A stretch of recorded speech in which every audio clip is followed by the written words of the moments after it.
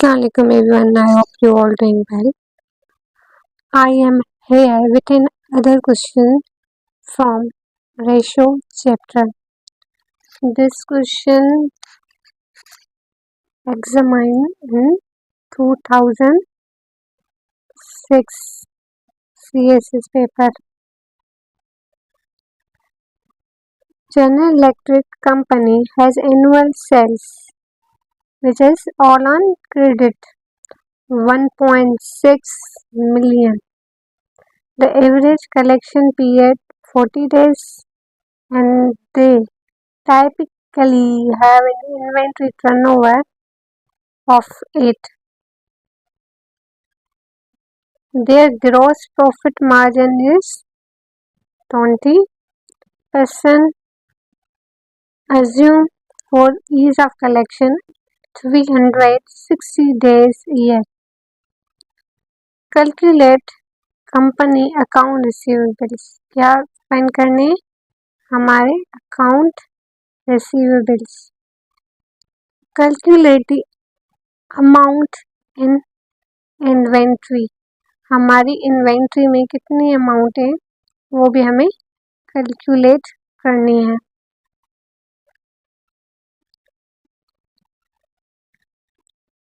हम डेटा में क्या मिला हुआ है, annual credit sales 1.6 million, average collection period जो मिला हुआ है वो मिला हुआ है 40 डेज और इन्वेंट्री टर्नओवर जो हमें मिला हुआ है वो है 8. ग्रॉस प्रॉफिट मार्जिन हमें 20% एंड हमें अज्यूम क्या करना है, एक ईयर में 360 डेज है. First requirement is account receivables हमारे कितने हैं. Though we don't have account receivables formula but still we have average collection period formula और उसमें जो है अकाउंट रिसीवेबल्स आते हैं. हमें एवरेज कलेक्शन पीरियड मिला हुआ था 40 डेज. 40 डेज और अकाउंट रिसीवेबल नहीं है तो ये अकाउंट रिसीवेबल लिखें या यहाँ पे हम लिखें x जो हमें वैल्यू फाइंड करनी है. 360 उसने बताया था, आप अज्यूम करें. और क्रेडिट सेल्स हमें टोटल सेल्स को कहा था क्रेडिट सेल्स ही मानना है तो ये क्रेडिट सेल्स कितनी हुई 1.6.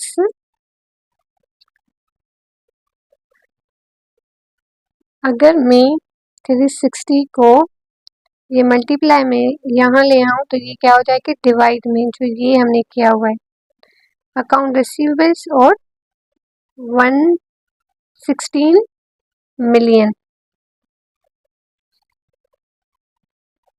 1.6 मिलियन. अगर हम इन दोनों को डिवाइड कर देंगे तो हमारे पास क्या आ जाएगा 0.111 और हम अगर इसको इस साइड ले आएंगे तो क्या हो जाएगा ये मल्टीप्लाई. तो ये क्या आ जाएगा आंसर हमारे पास अकाउंट रिसीवेबल ये. और अगर हम उसी फॉर्मेट में लिखेंगे तो 0.177 मिलियन. बीस रिक्वायरमेंट अमाउंट इन इन्वेंट्री, जो इन्वेंट्री है उसमें कितनी अमाउंट है. इन्वेंट्री टर्नओवर रेशो है cost of goods sold divided by average inventory. मगर अगर आप नोट करें तो हमारे पास कॉस्ट ऑफ गुड्स सोल्ड भी नहीं है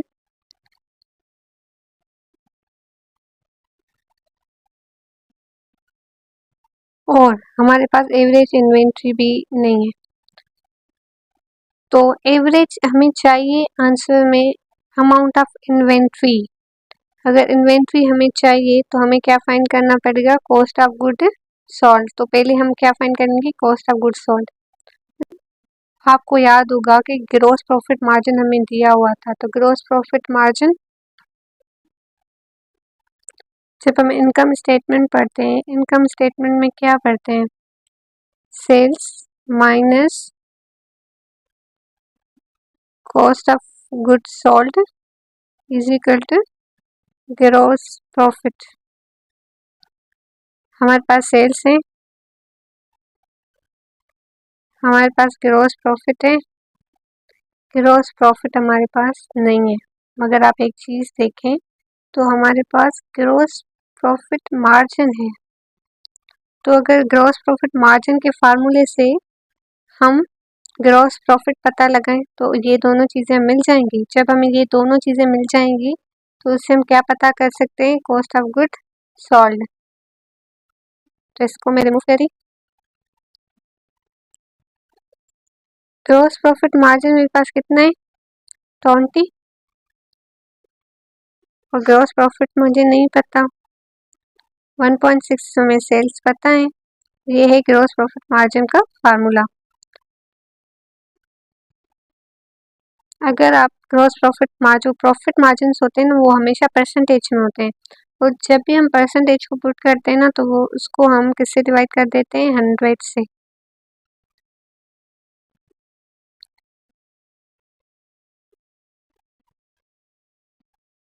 0.2 आ जाएगा।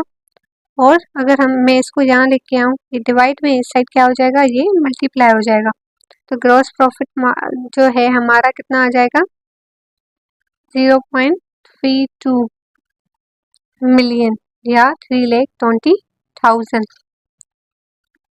अभी जैसे मैंने बताया, gross profit is equal to sales minus cost of good sold होता है इनकम स्टेटमेंट में। तो अभी मेरे पास ग्रॉस प्रॉफिट भी है और सेल्स भी है। तो ग्रॉस प्रॉफिट और सेल्स माइनस क्या हो जाएगा, कॉस्ट ऑफ गुड सोल्ड। अगर मैं कॉस्ट ऑफ गुड सोल्ड को अदर साइड ले आऊँ तो ये पॉजिटिव हो जाएगा और 16 अपने वहीं पे रहेंगे। और मैं इसको इस साइड ले आऊँ तो ये माइनस के हो जाएंगे, 3,20,000। तो कॉस्ट ऑफ गुड सोल्ड मेरा क्या आएगा, 1.28 मिलियन। अब मुझे कॉस्ट ऑफ गुड सोल्ड मिल गया अगेन, तो मुझे इन्वेंट्री टर्नओवर का मैं फार्मूला यहाँ लगा सकती हूँ। इन्वेंट्री टर्नओवर मेरे पास कितना था, 8, और मेरे पास क्या आया, cost of good sold 1.28 million.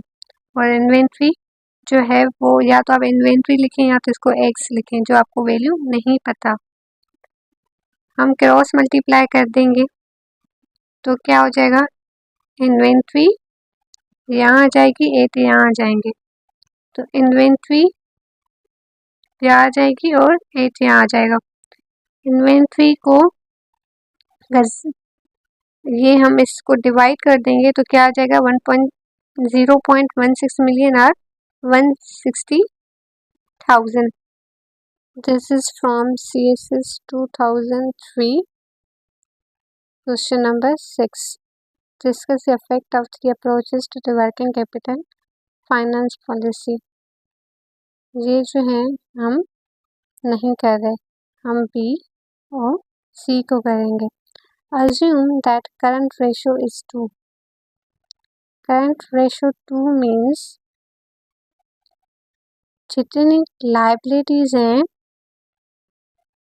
उससे डबल करंट एसेट्स हैं। जिसे अगर 2 liabilities हैं 4 करंट एसेट्स हैं तो ऐसे उनका रेशो होगा, तभी हमारा करंट रेशो क्या आ जाएगा, 2। Each of the following state each of the following is whether ratio will improve or decline or have no change।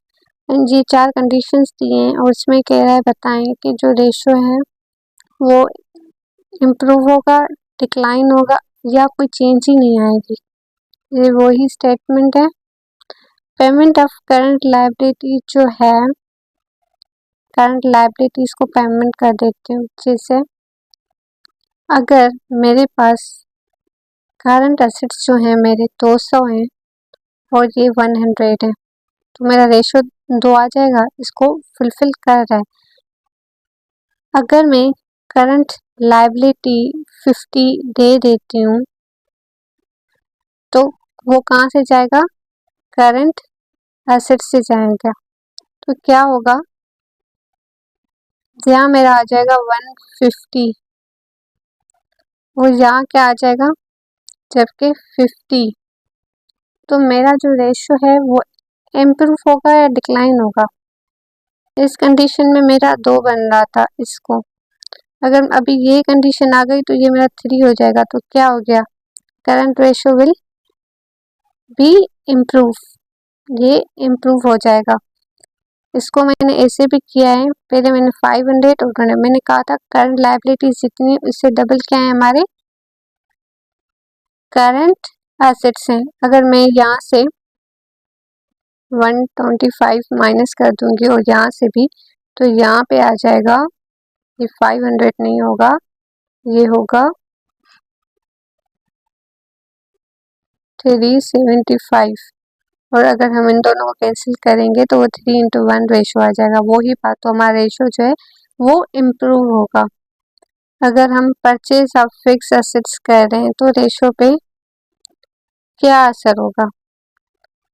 तो इसमें ना, अगर मैं जो करंट रेशो डिपेंड करता है करंट एसेट्स या लायबिलिटीज इंक्रीज हो या डिक्रीज हो, या तो करंट जो एसेट्स हैं वो इंक्रीज हो या डिक्रीज हो। अब अगर हम फिक्स एसेट्स ले रहे हैं तो अगर हम कैश से ले रहे हैं तो वो क्या होगा? डिक्लाइन होगा। या करंट एसेट्स को यूज करके ले रहे हैं तो डिक्लाइन होगा। अगर हम लॉन्ग टर्म डेट से ले रहे हैं तो वो क्या होगा?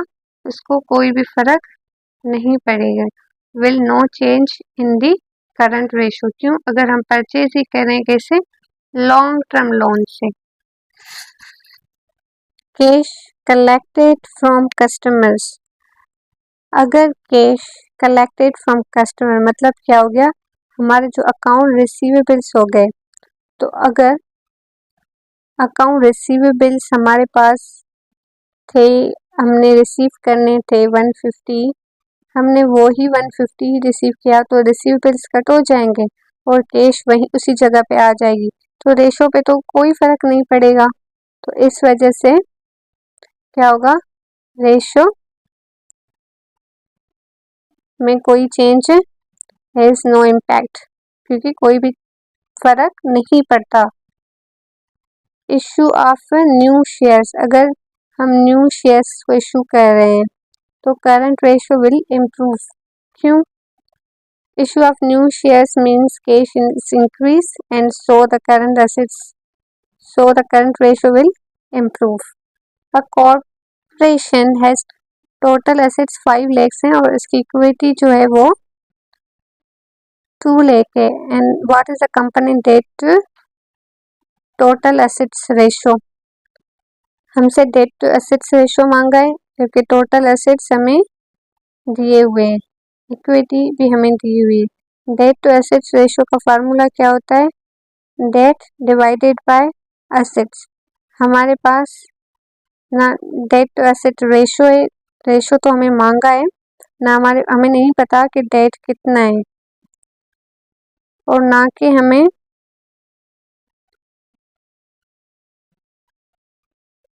ये रेशो पता है। तो दो चीज़ें जब पता नहीं होती हमें तो हम एक चीज़ को फाइंड करते हैं, क्योंकि हमें चाहिए डेट एसेट रेशो, तो हम डेट को पहले फाइंड करेंगे इसी फार्मूले को अप्लाई करने के लिए। जो हमें डेट फाइंड करना है, तो अगर आप बैलेंस शीट में क्या होता है? Total assets is equal to total debt plus equity. पर अब अगर आप ये देखें तो टोटल एसेट्स उसने हमें दिए हुए हैं, टोटल एसेट्स 5 लाख, इक्विटी भी हमें दी हुई है कितनी? 2 लाख, तो ये 2 लाख। तो अगर मैं डेट को यही रख के 5 लाख से 2 लाख को माइनस, तो मेरा डेट कितना आ जाएगा?